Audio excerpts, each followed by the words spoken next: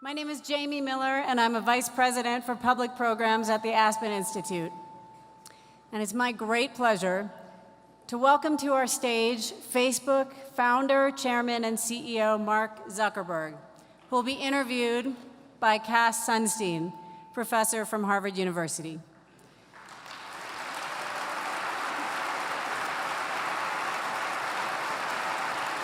Thanks. It's great to have Professor Sunstein back at the Ideas Festival, and we are so pleased and excited to welcome Mr. Zuckerberg to the Ideas Festival for the very first time. Thank you both.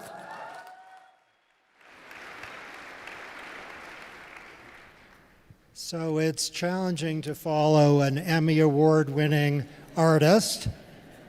I do have a song that I'd like to sing that I wrote. Okay, we'll wait on the song. My interest in these topics, as Mark knows, came from a book that I wrote called #Republic, which is actually very concerned about democracy and social media. And I found myself on a train getting a call from one of Mark's employees saying, you know, we're also concerned about social media and democracy. Might you be willing to talk to us? And I found that a great honor. And I've had 2 occasions to work on specific projects as a consultant with Facebook, and the opportunity to explore, I think our topic is the future of the world. Is that what we agreed to? As much as we can fit in 40 minutes. In 40 minutes. So lightning round. The first issue, which is, I think, very salient in many nations, is that the governments have been thinking about regulating social media. The United States has a firm tradition of freedom of speech, and it's not exactly usual. I did empirical research, courtesy of online research strategies, and it's not usual, I can confirm, to find the heads of companies calling for regulation of their own companies. But you have done exactly that, called for government regulation. Can you say a little bit about what inspired that and what areas you'd like to see regulation in? Sure. So, you know, I've spent most of the last few years focused on trying to address some of the biggest social issues facing the internet, and that our company in particular is at the center of. And the 4 big ones that we've focused on are election security and preventing election interference, free expression and while removing harmful content, privacy and making sure that we get those issues right. And one that's gotten a little bit less attention, but I think is as important, is portability and interoperability and being able to move between services to increase innovation and competition and enable research. So through working through these issues, we've made a lot of progress on each of them. We've built up our systems internally in elections, which I'm sure we'll get into in a bit. There have been many elections around the world over the last couple of years. The results have been a lot cleaner online due to a lot of the work that we and others have done in partnership.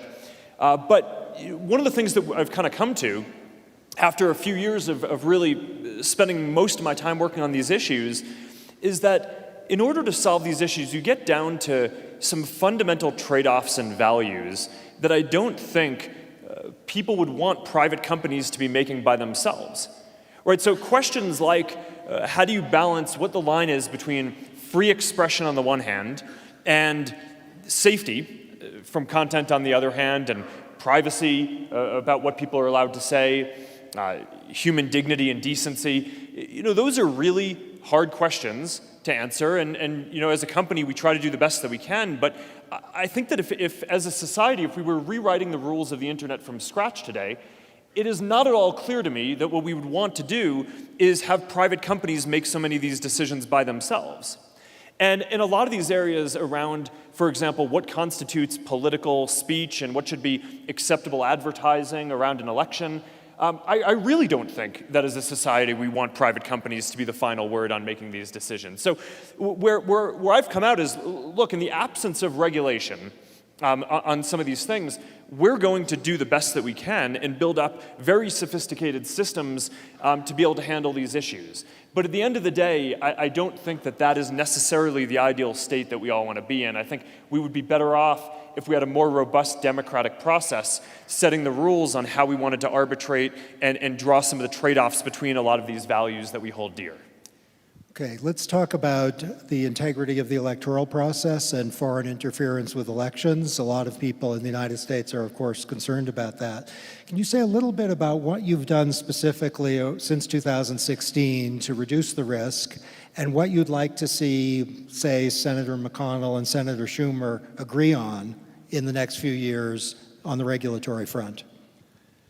Yeah, so I think getting election integrity right is probably the highest priority of these issues. And there's no single silver bullet, but there are a number of different strategies that we've taken as a company to prevent state actors like what we've seen Russia do and tried to do in the 2016 elections from being able to do that again in elections around the world, including the 2018 US midterms and upcoming the 2020 elections. So the things that have made the biggest difference are, one is building up really sophisticated technical AI systems and hiring a whole lot of people. We have 30,000 people at Facebook who work on content and safety and safety review, to be able to find these networks of bad actors, to be able to take them off the systems before they have the opportunity to spread propaganda or misinformation or whatever they're spreading. We've gotten much more sophisticated at that. It's an arms race. Russia and other folks have also gotten more sophisticated in their tactics. Every election we see new tactics, but through a big investment in this, we're able to stay ahead and keep the progress going on that. We've also upgraded the policies. So now anyone who wants to run political ads or issue ads or run a page that gets a lot of distribution needs to verify their identity with us with a valid government ID. And we've rolled this out in the US and we've rolled it out across the world. It's quite a large operation to be able to do that because we have 7 million advertisers overall, not all of whom are trying to engage in political or issue ads, but that's a big deal. But that would prevent people from other countries from being able to advertise in elections where the law might prevent them from doing that. We've also instituted a bunch of transparency requirements where now anyone who runs political ads, those ads are going to go in an archive that's going to be visible for 7 years. So that way, 7 or 8 years, so that way anyone who wants, as a journalist or an academic, is going to be able to study what every political advertiser did, who they targeted, how much they paid, what else they said to different audiences. And that's really important, I think, for keeping people honest, right? To make it so that not only bad actors, but common actors in the political system can't say different things to different people without getting called out on it. And there's a number of other things that just in partnership with working with intelligence agencies and election commissions around the world. Again, this isn't an American only issue. I mean, we just had the big elections in the EU, for example, and there's a big election in India. And the EU Parliament president came out. I went and testified in the EU, similar thing to what I did here in Congress in the US. And the EU parliamentary president, after the EU elections, came out and said that Facebook basically, that we were able to deliver on what we said we were going to leading up to the elections, and that he thought that it was a relatively clean election because of that. So there are reasons for optimism, but we can't rest on our laurels because this is certainly an area where the adversaries are sophisticated and they have a lot of resources and will just keep on trying to get better and better. So from a regulatory perspective, what would I want to see? One is, there's this Honest Ads Act, which I think is a good floor for what should be passed. We actually are doing all of the things that are in it already. A lot of it is the verifying political advertisers, it's transparency around who's advertising. But, I wouldn't just want those policies to be enforced on Facebook. I think you want them enforced across the whole internet. So having a bill like that passed as the floor, I think would be positive. There are other types of laws around the world that I think would be positive as well. For example, we had an issue in, this is not an American example, but we had an issue in Ireland.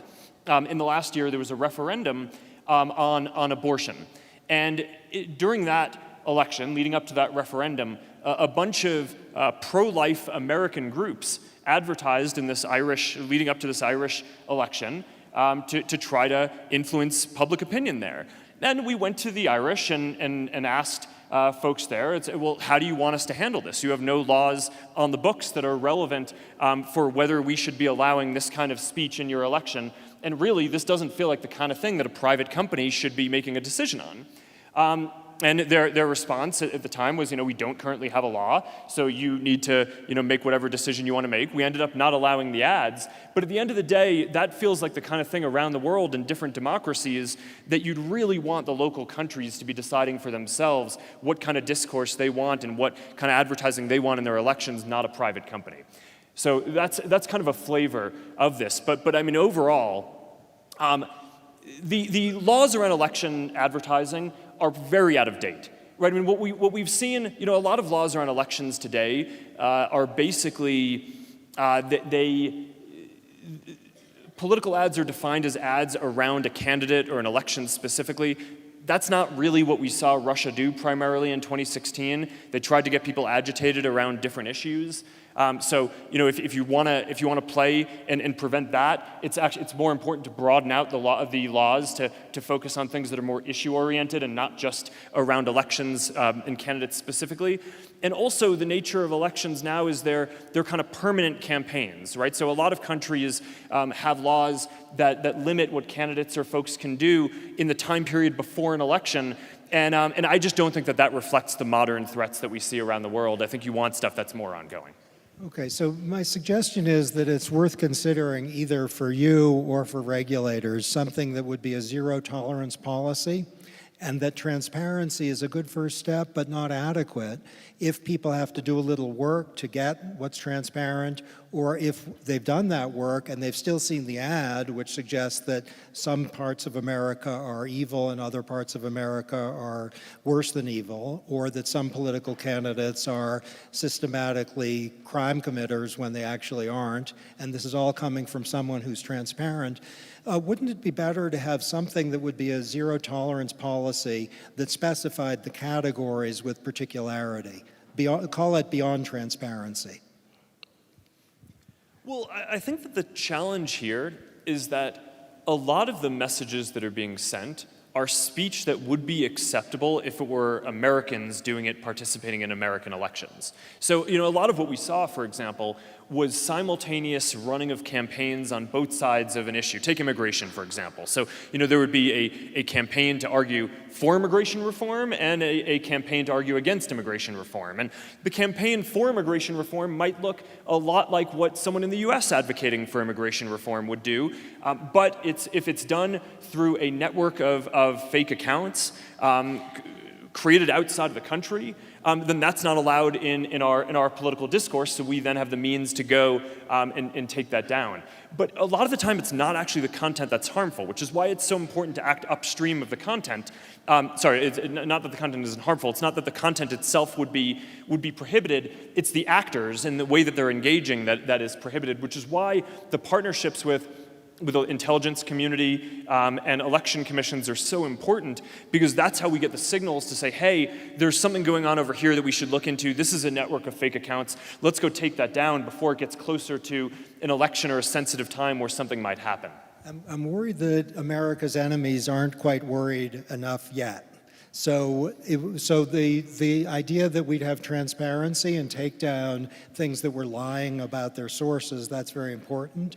Would it be good for you to have as part of your standards a specified list of things which wouldn't be limited to, during campaign ads, but would be, as you say, ongoing campaign efforts to sow division? And if it's being done by an American as an effort, let's say, to be pretty provocative about what the other side thinks, that's fine. But it's an effort by someone who's not particularly friendly to us to put us apart from each other, like in a Twilight Zone episode, maybe that would be part of the prohibited community standard.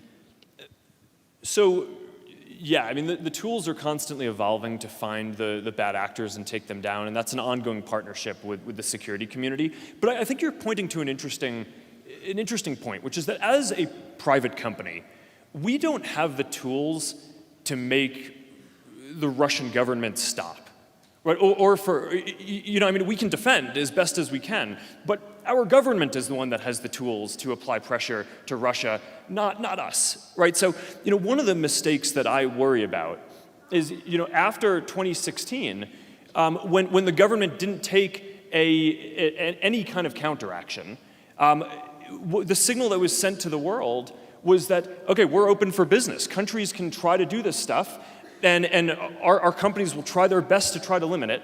But fundamentally, there isn't going to be a major recourse from the American government. So since then, you know, we've seen increased activity from Iran and other countries, and we are very engaged in kind of ramping up the defenses. The amount that we spend on safety and security now as a company, it's billions of dollars a year. It is greater than the whole revenue of our company was when we went public earlier this decade. Right, so we've ramped up massively on the security side, but there's very little that we can do on our own to change the incentives for nation states to act. That's something that is a little bit above our pay grade. Okay, let me ask a question that is connected with the election interference one, but involves domestic as well as foreign actors, and that is deepfakes. Yeah. And you can think of deepfakes as literal, the technology that is increasingly available, by which anyone for whom there's been a photograph taken can be portrayed, you know, singing a song or saying that communism is great or endorsing a political position that they abhor. Or it could be an altered video that portrays someone as drunk or crazed or thinking something abhorrent. So my question for you is, and this is obviously connected with the Speaker of the House, Nancy Pelosi's altered video, why oughtn't the policy as of, say, tomorrow be that if reasonable observers could not know that it's fake, that it will be taken down, and disclosure isn't enough?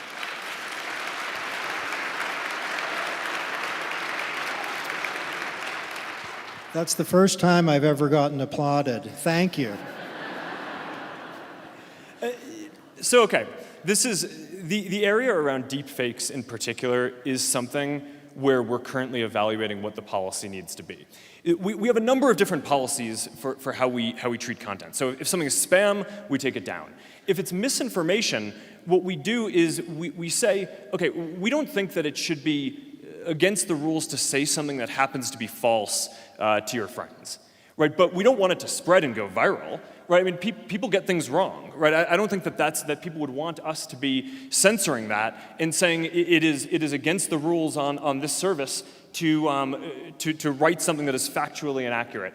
But what we're going to do is we prevent it. We work with independent fact checkers. If they mark something as false, we prevent it from getting any amount of significant distribution once we get that rating. And we also mark it as false within the service, so that way anyone who sees that content sees that the content is marked as false, and we show related content that is more accurate, so that way people can get pointed towards something that would educate them.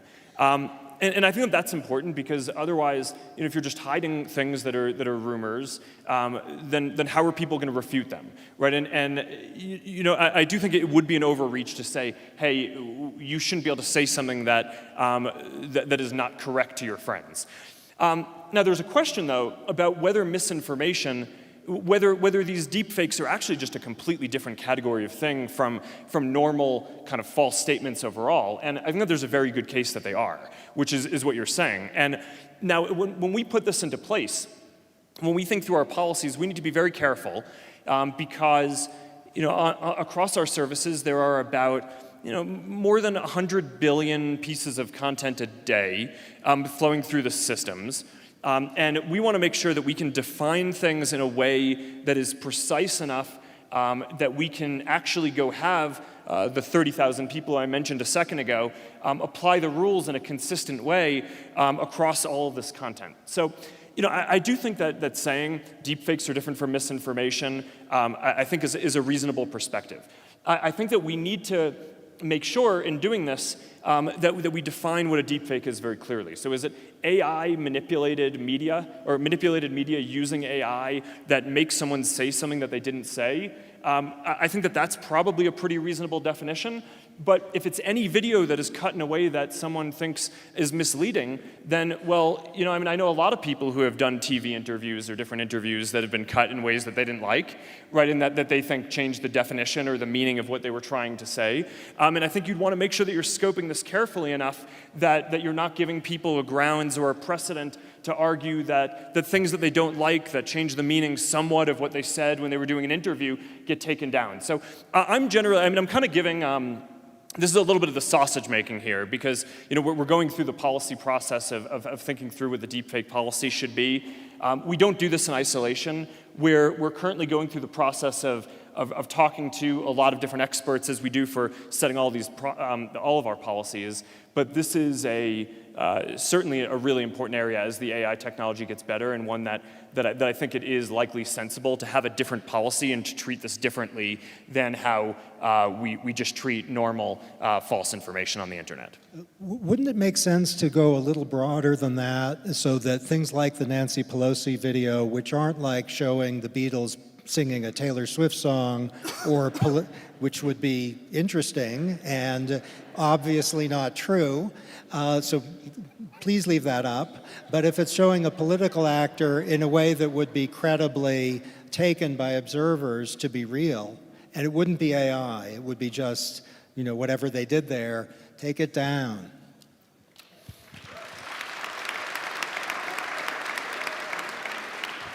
I just think you want to be very careful about what you're defining as misinformation, because a lot of people, I mean, this is a topic that can be very easily politicized. People who don't like the way that something was cut often will kind of argue that it did not reflect the true intent or was misinformation. But we exist in a society where where we value and cherish free expression and the ability to say things, and including satire and telling stories with using anecdotes and stories that resonate, but are often grounded in truth. And I just think that we need to be very careful. And I think in our policies, if something is wrong and fact checkers say it's false, we don't want it to go viral or get a lot of distribution. You know, one of the issues in the example of the Pelosi video that you mentioned, which was an execution mistake on our side, was it took a while for our systems to flag that and for fact checkers to rate it as false. Once the fact checkers saw it and rated, they were able to rate it within an hour, but it took more than a day for our systems to flag it, and during that time it got more distribution than our policies should have allowed. So that was an execution mistake.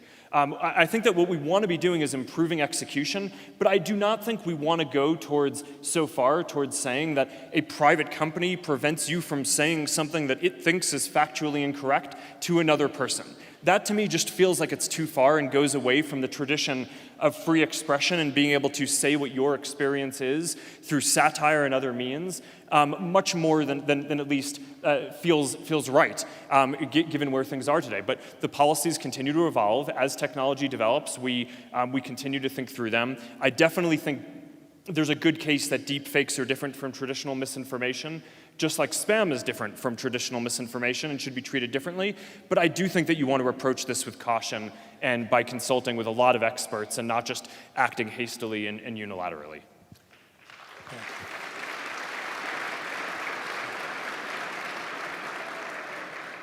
Okay, can we talk a little bit about two issues that are kind of mirror images, that is privacy and data portability. So my suggestion for you that I'd like you to react to is, with respect to privacy and data portability, there should be one governing principle, which is user control. We can even call it user sovereignty. And that would mean that how your data is used is up to you. And that would mean that you would be an active agent with respect to specific choices for everything. And with respect to data portability, exactly the same as so. So individuals would make a trade-off, if there is one, and maybe you can explain that if there is one, between privacy and data portability, and it would be an individual sovereignty rather than a complexity or a default rule-driven system. Well, I don't think that the controversial part of this is choice. I think that the harder part to define is your information, right? So I think that, take it in the context of a social system. One of the things that Facebook does is it shows you your friends' birthdays, right? So it can remind you of your friends' birthdays. Okay. We try to enable a developer ecosystem so that way people can bring their information out to other developers. I don't think anyone, I would be very surprised if anyone in this room disagreed with the notion that you should be able to take your information from a service to another service, right? I mean, that's non-controversial. The question is, all right, I have my friends on Facebook. You're my friend. You share with me your birthday. Facebook reminds me of that. Am I allowed to take that birthday and put it in my calendar app? And should Facebook enable doing that so that now my other calendar that I use can remind me of my friends' birthdays? Is your birthday my information or yours? Who gets to decide that? If I want to export my friends' birthdays to a calendar, do I need to ask every single one of them for their permission? Because if I do, then that app probably isn't going to get built, because that's a lot of friction. Or let's talk about another example.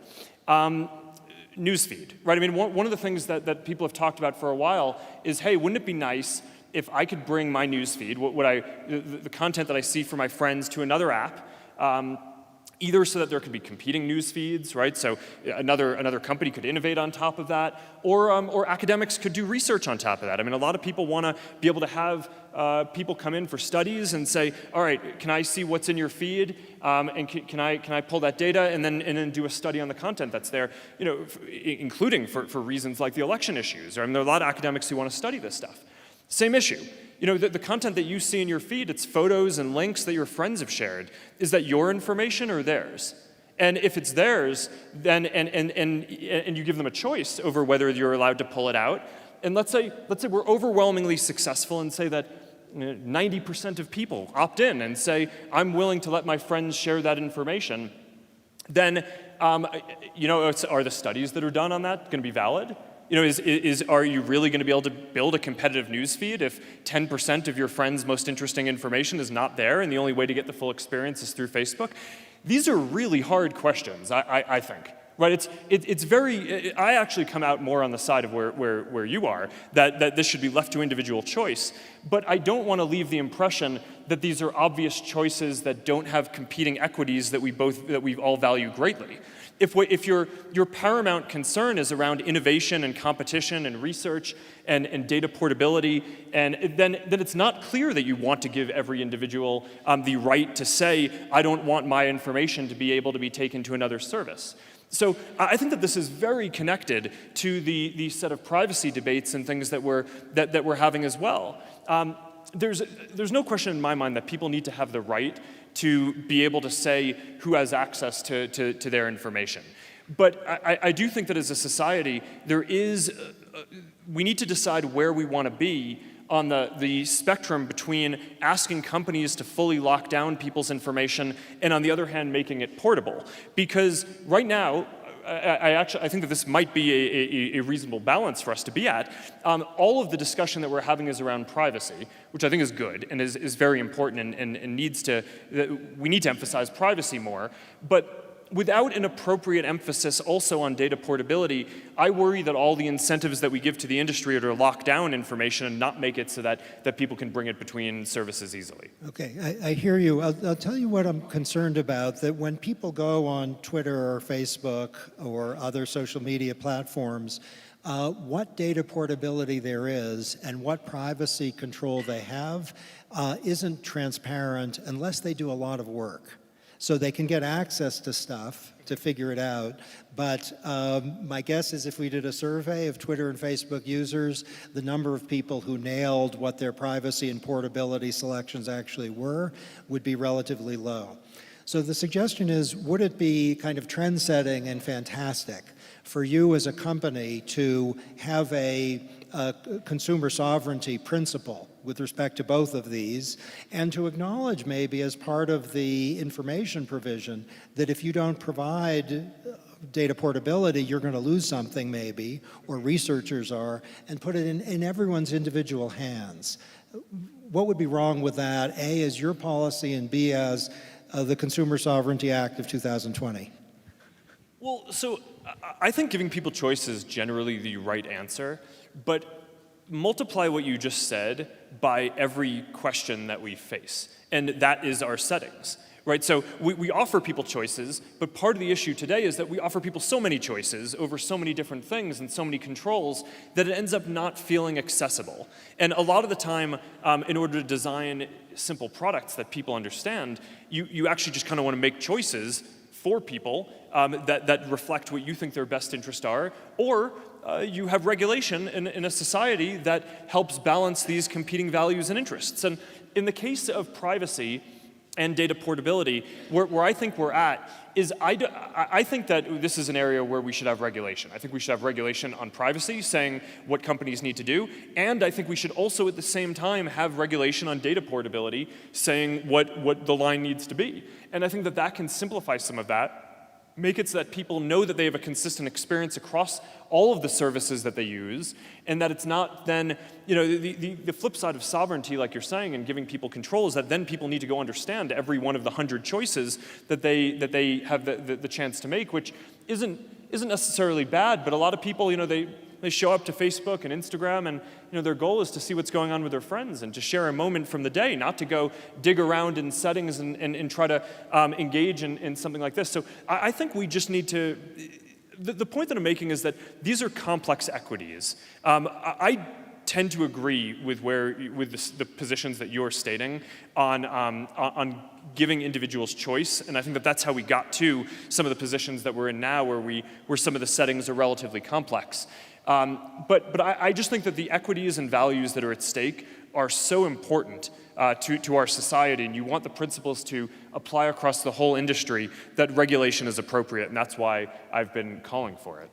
Okay, so I want to underline two major points that have emerged. So one is that there's a call from the head of Facebook for federal statute, I guess, to handle electoral integrity that would build on, it seems, the best practices that are now existing, but that might be more aggressive, that might have a no tolerance component, supposing we can define what no tolerance is with respect to, and also federal legislation that would increase consumer control over privacy and increase consumer control over data portability, acknowledging that there are costs with respect to some of the things that social media are good for, if you do that without informing consumers of those costs. So that's quite major, two initiatives. There's another idea which I think you're not going to embrace. The former editor of the New Republic, your friend, and he's very clear, he considers you a friend, Chris Hughes, who was a partner of yours also, I understand,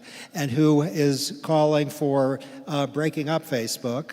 And I understand his call for breaking up Facebook to have two components. One is about political power, so he's making a kind of democratic small d claim about bigness, going back to Justice Brandeis, and also there's a kind of economic claim about innovation, suggesting that if Messenger and WhatsApp and Instagram are not part of Facebook, that we will have more creativity and there's going to be more inventions.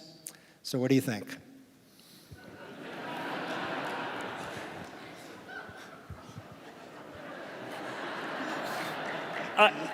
I don't agree with that one.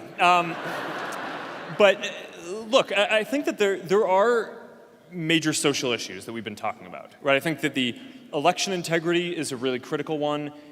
Removing harmful content and managing that is an important one. We talked about that. Privacy is important, and of course ensuring innovation and competition and research is important too. Now, and so doing things like data portability.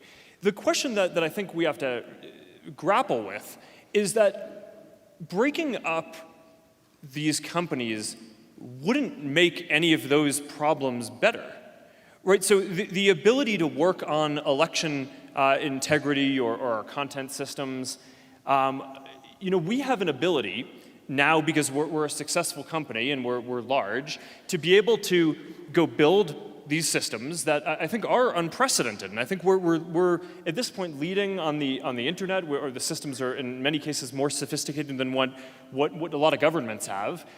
And we can build that once, and we can have it apply to Facebook and Instagram and WhatsApp and Messenger. And like I mentioned this point before, that the amount that we're investing in safety and security is greater than the whole revenue of our company was earlier this decade when we went public. So it just would not have been possible to do the things that we're doing at a smaller scale. Now, there's one of the counter arguments that people like to give to this is, well, no, they say the problem is because you're so big. So if you weren't so big, then you wouldn't have these problems in the first place, so you can't argue that being big helps address them.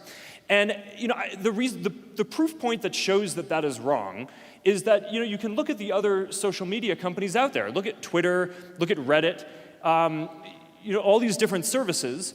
YouTube is not much smaller than us, but Twitter and Reddit are. They have hundreds of millions of people instead of billions. But do they face qualitatively different issues? Were the same kind of misinformation questions or election interference, are they not suffering from those too? They absolutely are. So it's not the case that if you broke up Facebook into a bunch of pieces, you suddenly wouldn't have those issues. You would have those issues, you would just be much less equipped to deal with them. So, I think you kind of need to think through what are the issues that you really care about and are trying to solve, and then how are we best equipped as a society to do that? That's why I'm for regulation. I think the answer to those issues is I think we want to make sure that everyone has to follow the same rules on election integrity. So that way, that's much more regulated. It's not just that we're doing it unilaterally, but that it's the whole industry is doing it.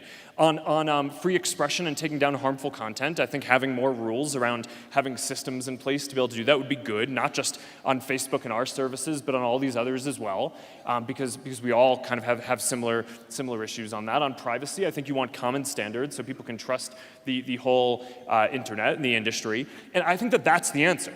Right, I think that's how you actually address the issues that we're struggling with.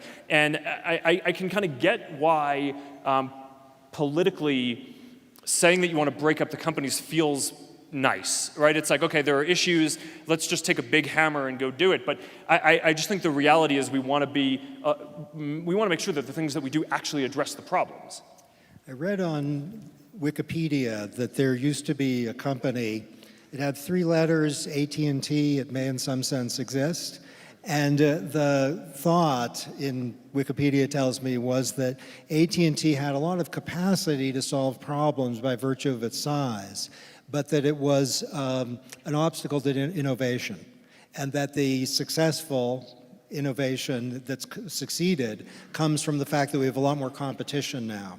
So one version of the argument that Chris Hughes makes and that Senator Warren's interested in is that Messenger or WhatsApp or Instagram might be doing all sorts of stuff that is really on the horizon if they were independent of a large entity that's all working together. That's the kind of market competition argument. What's wrong with that? Well, I understand the argument, and I think in some cases it can be right? I mean, sometimes having large companies and some mergers reduce competition and innovation, which is why some mergers and some things are blocked. But if it were always the case that mergers were bad for innovation, then we would not allow any mergers in our society. So I actually think what you want to do is look at the specific cases and understand what actually happened, right? So, if you go back to when we acquired Instagram, for example, it's so hard to kind of remember what the state of it was at the time. I think it was 13 people. It had not yet launched an Android app, right? So it had one app on one platform. It was very controversial when we bought it. I remember, I think Jon Stewart, I remember this very clearly. The night that it was announced that we did the acquisition, his quote on his show is, Facebook bought Instagram for $1 billion of money? That's an app that takes your photos and makes them less good. Right, and I mean, at the time, people were, a lot of people thought about Instagram as an app that helped, that was great for filtering photos. And, the reality is, at the time, it had a lot of spam issues. Okay, so what happened? All right, so Instagram joined us, and the first thing we did was we plugged in our spam systems to make it so that all the spam basically got cleaned up, or a lot of it did. It got a lot better. Then we made it so that they were having a bunch of infrastructure scaling issues that were holding them back, which is also pretty common in the industry, that execution is hard, right? I mean, if you look at a lot of the companies, a lot of companies hit walls, and it takes them a while to execute and work through them, and we helped scale and do better there. And over time, we've launched all these things that by basically having all the resources of Facebook behind it, I think the founders of Instagram and all the folks who work on it today would say that it has grown into a much richer platform and has reached many more people than it would have ever before. Right, and so, okay, I think it would be very hard to make the counterfactual case with respect to Instagram that there would have been more innovation somehow if it weren't a part of Facebook. I think you just look at the history and the innovation has been amazing.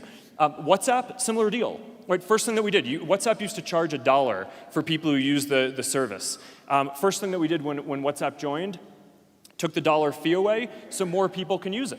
Which, by the way, created a lot more competition because, I don't know. I mean, how many of you remember when your telephone carriers charged you for text messages, right? Not anymore, right? That is because now you can do over-the-top messaging for free. And WhatsApp has helped to drive a lot of that trend. WhatsApp isn't as big in the US yet, but around the world, it definitely has been on the leading edge of changing that. So it's driven innovation, it's driven lower prices, more competition in the whole broader ecosystem. And again, I think, bringing all the resources that we've had to bear on that, I do think that if the founders of WhatsApp would probably agree with this, that if WhatsApp had remained an independent company, it would have focused on texting, and it would have been good for that. But now, as part of our company, it's developing into a much broader private platform for all of the different ways that you might want to interact privately. It's we launched WhatsApp Status. It's the biggest ephemeral stories product in the world. I don't think that necessarily the WhatsApp team would have built that on their own. And we're working on launching payments. I don't know that the team would have wanted to or would have built that on their own, given the direction that they were on and the resources they had. So I just think you want to be careful with being overly broad in these analyses. Yes, some mergers can be bad for innovation. These weren't. And I think it would be very hard to make the case that any kind of innovation or kind of competition in the broader ecosystem was decreased because of the work and the innovation that we've brought to bear on this. Okay, so one thought I have as you talk is that there's regulation related to our issues of democracy, privacy, and portability. There's your own standards currently, and there's also the future of self-regulation. And a lot of the action is really in the future of self-regulation. And there are three areas there that are currently really salient. One is Libra, the currency. One is the independent oversight entity, where the issue of trust and bindingness is obviously relevant. If this isn't clear, the oversight board may have binding authority over Facebook, which would be the first time. And so that's what you're anticipating. And then there's the issue, I guess you call it a privacy pivot, which would be a conception of privacy which is kind of privacy on steroids compared to what we've discussed so far. So can you say a bit about the relationship between trust, self-regulation, and these three very ambitious future paths? Yeah, so on all these things that are socially important, I think whether the regulation comes in the form of a democratic process and legislation or regulatory agency or industry self-regulation, I just think on each of these questions, we're past the point where it makes sense for Facebook to unilaterally make decisions on so many of these things that are socially important. So you mentioned the independent oversight board for content. We're putting in place an appeals system where basically if we make a decision on your content to take something down that you think we took down and it shouldn't have been, you'll be able to appeal that. And we'll handle the first appeal internally for now, but then if you still don't like the answer after the appeal, you'll be able to appeal it to this external board. It's like an overall appeals process, and it'll be independent of Facebook. Those aren't going to be Facebook employees. And if they say, hey, no, that content is fine, it needs to stay up, or no, that content that Facebook said should be up actually needs to come down, and you need to work on different policies, their decision is going to be binding.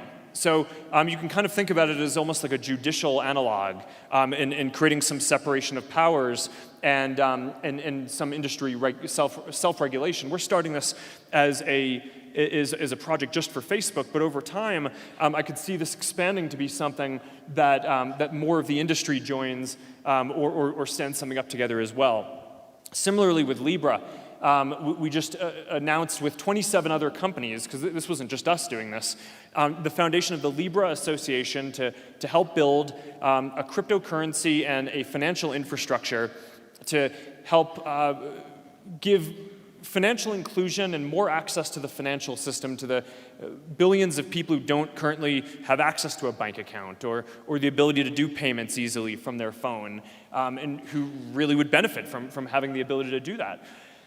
Building a financial system is not the kind of thing that a company can do by itself, right? So that, again, we helped and played a role in helping to stand this up, but the Libra Association is an independent organization, and we will have one vote in it. Out of, by the time it launches, hopefully we will have 100 co-founding companies, and we'll be one of the voices. So I do think that we need to, in addressing more of these issues, help stand up more independent processes.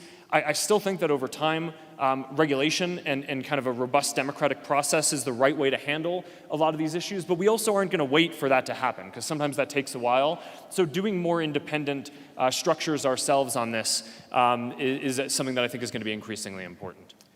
Great. The last words go to Benjamin Franklin, who in 1787 asked what in Philadelphia had been given to the American people by the delegates to the Constitution, said, and these words should never be forgotten, a republic if you can keep it.